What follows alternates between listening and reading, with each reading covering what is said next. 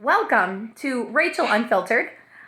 I would highly recommend that if you like the content of this video, that you also subscribe to Catherine Henry's YouTube channel. I learn my information direct from Catherine Henry. I have the privilege of serving on her core team, and I will be giving you a short and sweet version of what you can get from her. But Catherine Henry has videos that go more in depth, that will educate you further. But I want you to have this short version of how MDHHS is using MCL 333.2253 incorrectly. You need to understand what this health code says and what it doesn't say. And this is going to give you the knowledge you need for moving forward in making your choices.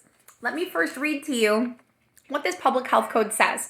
This health code is what the health department is relying on to justify their support and continuance of all of the executive orders of Governor Whitmer that have been thrown out, rendered null and void by the Supreme Court.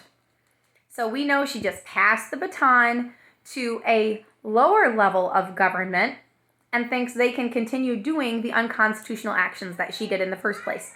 They can't, and here's why. I'm going to read this to you. It states, if the director determines that control of an epidemic is necessary to protect the public health, the director, by emergency order, may, number one, may prohibit the gathering of people for any purpose and may establish procedures to be followed during the epidemic to ensure continuation of essential public health services and enforcement of health laws. I'm going to break this down for you step by step. Number one, epidemic. Are we actually in one? Could we determine that this is more of an outbreak?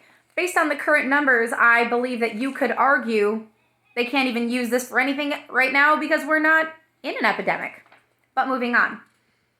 It says by emergency order that they may prohibit the gathering of people for any purpose.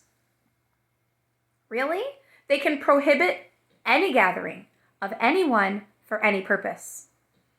Does that sound like it violates the First Amendment of the United States Constitution?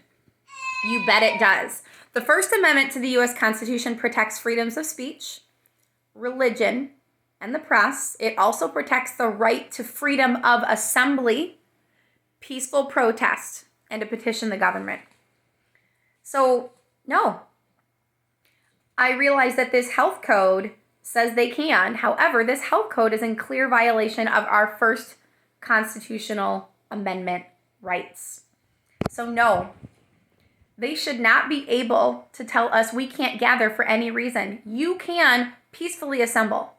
That is your right. That is your God-given right. You have the right to petition the government and peacefully protest. So no, they do not have the authority to have limitless power for prohibiting the gathering of people for any purpose. That is in clear violation of our Constitution.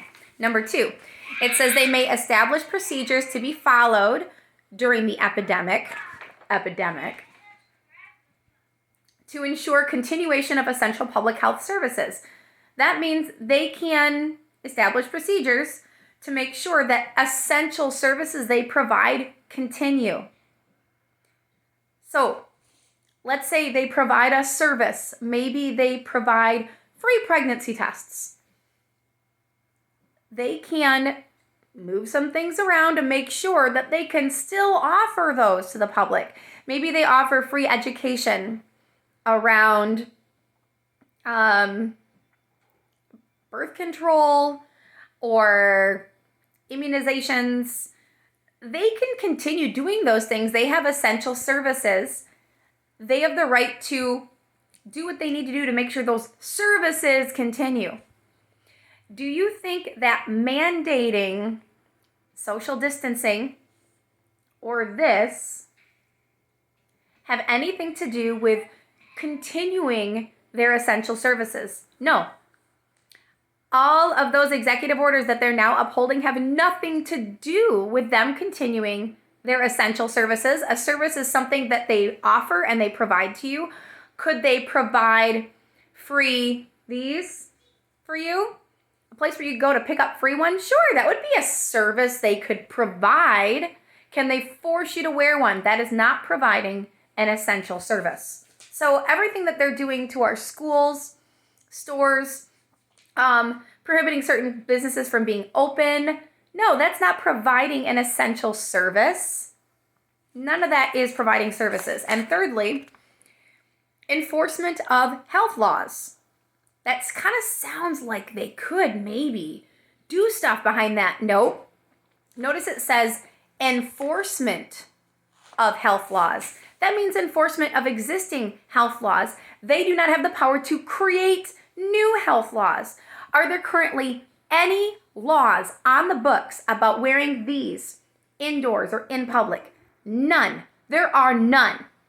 And those executive orders that used to exist, they never were law, but even those executive orders that existed before, they're gone. We do not have any laws on the books restricting when movie theaters are allowed to be open. We have no laws on the books stating what's an essential service and what's not. We have no laws on the books saying that children to attend school have to wear these all the way down to pre-K. There's no laws on the books. They may only enforce existing health laws. They may not create new ones. If you understand how government works, we've got three major branches. We've got the legislative, we've got the executive, and the judicial. They have three different roles. The only one of those that can create new laws are the legislative branch. And they just seem to be getting ignored in all of this. So new laws can only be made in the legislative branch. And here we have parts of the executive branch thinking that they can just create new laws. No, they can't. They cannot. And when we have legislators passing new laws, those laws cannot violate the U.S. Constitution or the Michigan Constitution. And so we have bad laws on the books, like this health code I'm reading you, that clearly violate the Constitution, that need to go. The Constitution is the highest law of the land. If there's something in conflict of it, the Constitution wins. So they may not create new laws. There are laws on the books that should be thrown out because they violate the Constitution. But you can see here, based on MCL 333.2253, I broke it down for you into the three parts. They do not have the authority to do what they're doing at all. So when you are out and about in public and you're like, well, what do I do? You share this information with others. You take what I just shared with you and you start educating. Because right now, the schools are breaking the law. The health department is breaking the law. Businesses that are denying service to people because of this are violating the Constitution. And just because they don't understand that this is wrong doesn't mean they are not breaking and violating the Constitution. If I was speeding, if I was going 80 miles per hour in a 45 mile per hour zone, and I hadn't seen any speed limit signs, and I got pulled over for speeding, I was speeding. It doesn't matter that I wasn't aware that I was. I could say to the officer, oh my gosh, I didn't know that I was going 80 in a 45. Guess what? I still broke the law.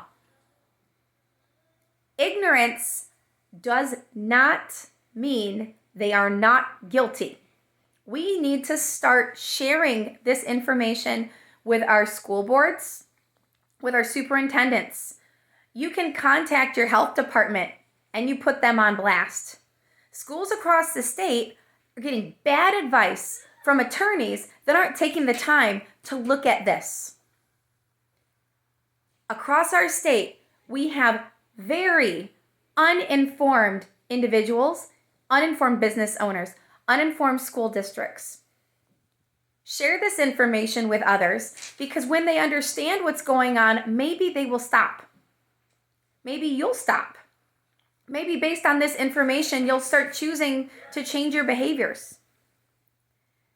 So empower yourself.